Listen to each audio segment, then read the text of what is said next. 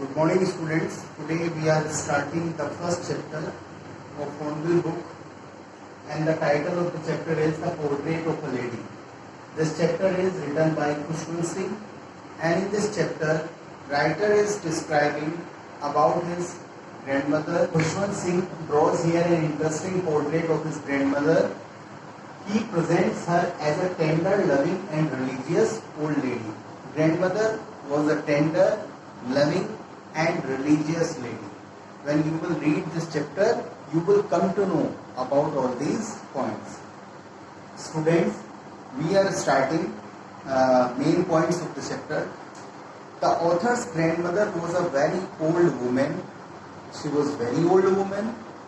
She was so old that it was difficult to imagine she could ever have been young and pretty, or even a husband. So her age was too much that it was difficult to imagine that she was young and pretty and even had a husband. Then there is also described about the grandfather also in the chapter. In the drawing room there is a photograph of grandfather which is hanging, and in that photograph grandfather is also looking 100 years old, and it seems that he had loads and loads of grandchildren. He does not have wife and his own children. This is concluded through the photograph. So now the author says that his grandmother's face was a crisscross of wrinkles. The face of grandmother was a crisscross of wrinkles. Crisscross means एक ताना बाना था, और wrinkles झुर्रियों का. तो grandmother का चेहरा एक झुर्रियों का ताना बाना था, as usually it happens in the old age. You have seen many old person in your life on whose faces this happens, right? She had silver locks, and grandmother had silver locks.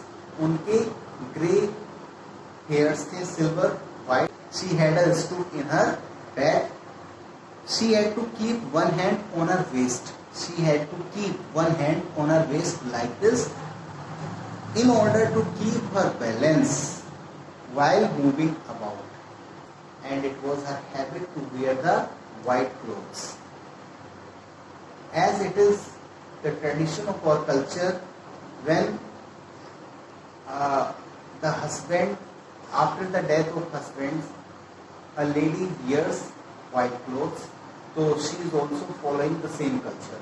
Then she always kept telling the beads of her rosary, and grandmother always remained busy in telling the rosary, okay, in telling the beads of her rosary, and her lips constantly moved in silent prayer.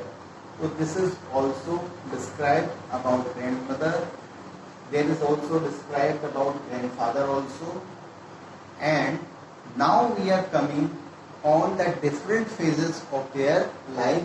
So there are given 3 phases of life. First phase is related to author's childhood. Second is related to author's boyhood. And third stage is related to author's youth. Okay. So first stage is related when he went to the village school. Actually, author's parents were shifted from village to city, and now author and his grandmother both they were living in the village, and the daily routine of grandmother was to wake him early in the morning to make him ready for the school, and after making him ready they both used to go in the school. Means author used to go in school and grandmother used to go in temple. One more interesting thing was there, that always grandmother used to carry some stale chapati for the street dogs. So this was their routine of village life. We shall discuss about these two stages in the next video. Students, I am sending you the summary of the chapter and I am sending you a PDF file of question answer. You will do in your fair notebook. Thank you very much. Have a nice day.